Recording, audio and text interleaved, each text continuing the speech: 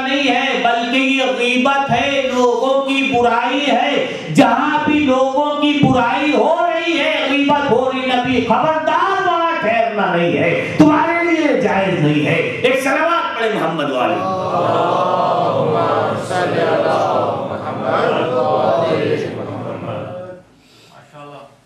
जहां पर भी लोगों की गीबत हो रही है, हमारे यहाँ माहौल में, हमारे यहाँ माशरे में होता क्या है कि गीबत जो है वो प्रेशर कुकर वाला काम करता है कि जब तक हम किसी की बुराई नहीं कर लेते, हमारा खाना हजम नहीं होता है। ये सुबह शाम हमारा तरीका है। फला ने ऐसे कर दिया, फला ने वैसे कर दिया, ऐसे कर दिया, वैसे कर दिया, वो तो ऐसे हैं, वो तो ऐसे हैं। कैसे भी हैं, तुम अपने को देखो, हम कैसे हैं। अगर इंसान अपनी इस्लाह करना शुरू कर दे तो पूरा माहौल सही हो जाएगा। लिहाजा दूसरों की निगाह मत डालो, पहले अपने को देखो। अगर अपने ऐब को दूर करते चले जाओगे तो पूरा माशरा एक दिन सही हो जाएगा। इसलिए हर इंसान अपनी अक्ल के मुताबिक काम करता है। जितनी उसकी अक्ल है, सोचने समझने की सलाहियत, उस हिसाब से काम करता है। जब मौलाए कायनात मस्जिद में नमाज पढ़ रहे थे तो एक आदमी आया और उसने नमाज पढ़ना शुरू कर दी। अब पता नहीं कब शुरू हुई और कब खत्म हुई, यानी इतनी जल्दी उसने नमाज पढ़ ली। तो जैसे पढ़ के जाने लगा, मौलाना ने कहा ये क्या हुआ, कब शुरू हुई कब खत्म हुई, इसे नमाज पढ़ो, ये कौन सी नमाज है। अब उसने बड़े खुलूस के साथ अल्लाहु अकबर कह के नमाज शुरू की, बड़े इत्मीनान के साथ नमाज पढ़ता जा रहा है।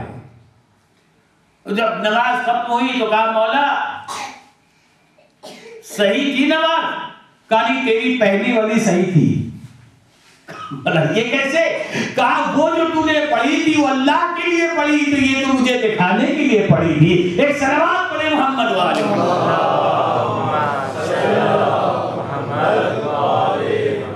इंसान की जैसे अक्ल होती है उस हिसाब से वो अमल करता है। जिसके बारे में कलीम हजरत मूसा अलैहिस्सलाम तूर पे जा रहे, देखा एक चरवाहा बैठा हुआ है कोने पे। हजरत मूसा अलैहिस्सलाम उधर से गुजर रहे और चरवाहा क्या कह रहा है, आसमान की तरफ देख के कहता है, देख मैंने क्या कहा, अपनी अक्ल जितनी होती है इंसान उसी के हिसाब से सोचता है।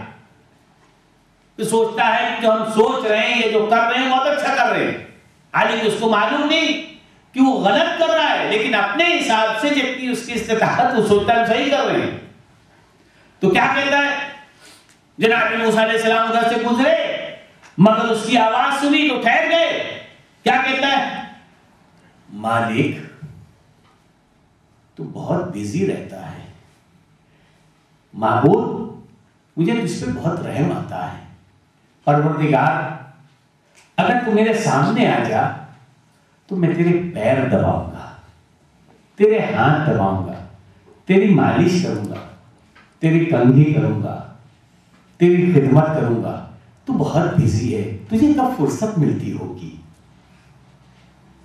ये कोई बुराई नहीं कर रहा, ये अपनी अक्ल के एतबार से सोच रहा है कि परवरदिगार इतना बिजी रहता है, तू थोड़ा से आ जाए तो मैं उसकी खिदमत कर दूं। मालिक मैं तेरे लिए तेल लगाऊंगा, परवरदिगार तेरी मालिश करूंगा, मालिक तेरे कंघे करूंगा, तेरे पैर दबाऊंगा, तेरे हाथ दबाऊंगा, तुझे नहलाऊंगा। इसलिए तेरे पास तो टाइम ही नहीं है, तू ये सब करता तो है नहीं, मेरे पास आ जा मैं कर दूं। जैसे ही जनाब मूसा ने ये सुना, आगे बढ़े, उससे में आवाज कुदरत आई, मूसा नहीं, जितनी उसकी अक्ल थी उस हिसाब से सोच रहा है। जो वो कह रहा है उसे कहने दो, इसलिए कि उसको पता नहीं कि वो मुझे पहचानता ही नहीं है, तो वो कहते जितना वो पहचानता है उस हिसाब से वो कह रहा है, तुम तो पहचानते हो, उसको छोड़ दो। एक सलावत पढ़े मोहम्मद वाले।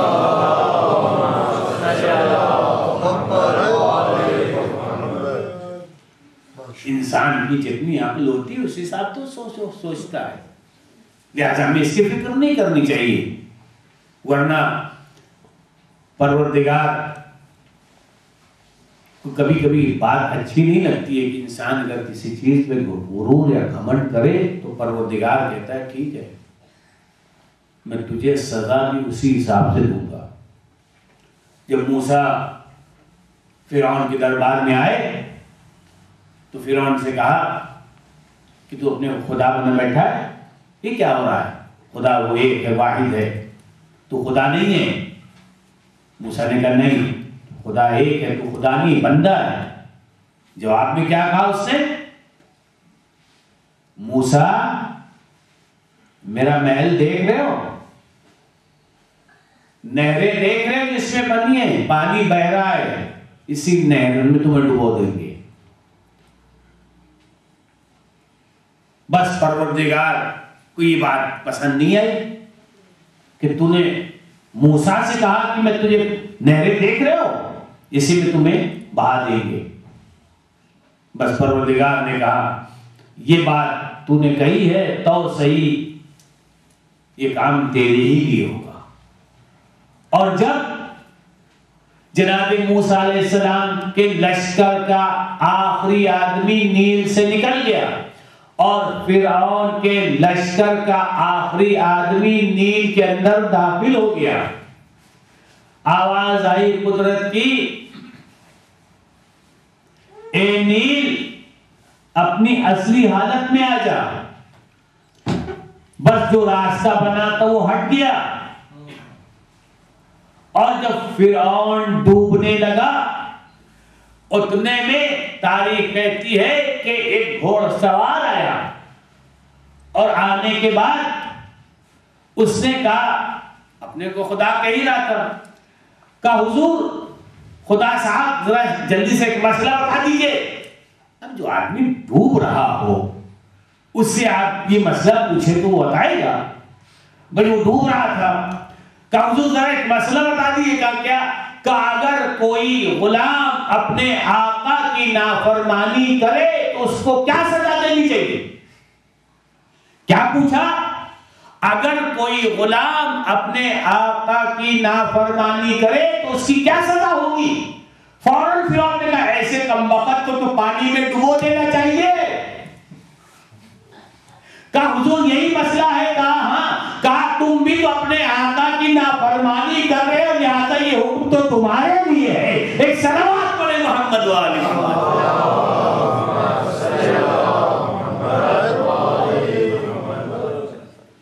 अज़ीज़ान गिरामी, खत्मी मर्तबा जितने भी अंबिया आए उन्होंने अपने हिसाब से तबलीग की, हालात देखे, तबलीग करते रहे, लोगों को समझाते रहे। सबसे खतरनाक कौम बनी इस्राइल थी। इतनी नालायक कौम थी कि एक एक वक्त में उन्होंने 70 अंबिया को कत्ल किया एक एक दिन में, लेकिन उन पर कोई फर्क ही नहीं पड़ा। जो जो काम कर रहा था वो कर रहा है। कोई खाना बना रहा है तो खाना बना रहा था, कोई कपड़े धो रहा है तो कपड़ा धो, कोई नहा रहा था तो नहा रहा था, चाहे कुछ हुआ ही नहीं। एक एक दिन में 70 अंबिया कत्ल किए गए, लेकिन बनी इस्राइल में कोई फर्क नहीं पड़ा।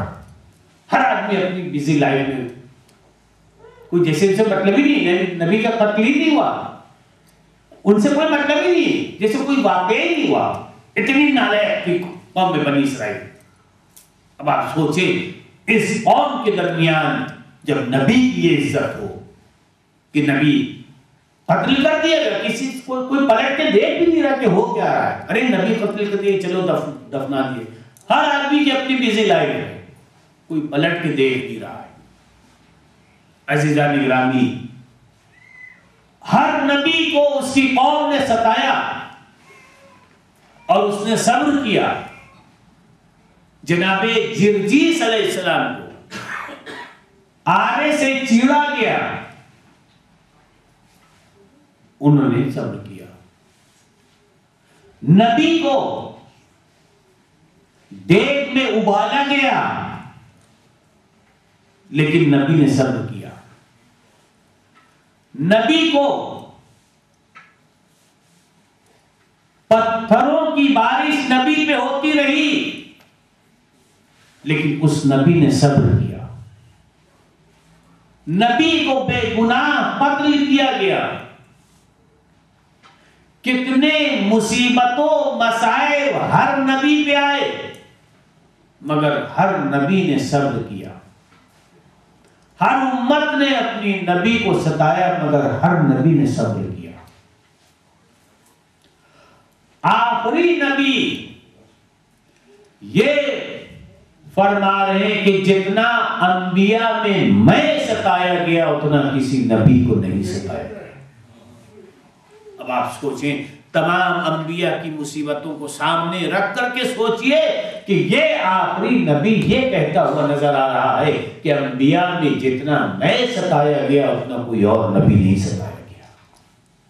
और वो नबी जब किसी की मुसीबत को सुने, वो रो दे, तो सोच ले उस पर कितनी मुसीबत है। आप सोचें, हमारा आप तो सिर्फ सोच लेते हैं कि ज़हरा का चमन करबला में उजड़ गया। हमने कुछ देखा नहीं है, सिर्फ सुनते हैं। लेकिन जो नबी अपनी निगाह इमामत से करबला देख रहा हो, क्या उसके आंसू रुक जाएंगे? जो इमाम निगाह इमामत से करबला का मंजर देख रहा हो, उसके दिल पे क्या गुजरेगी?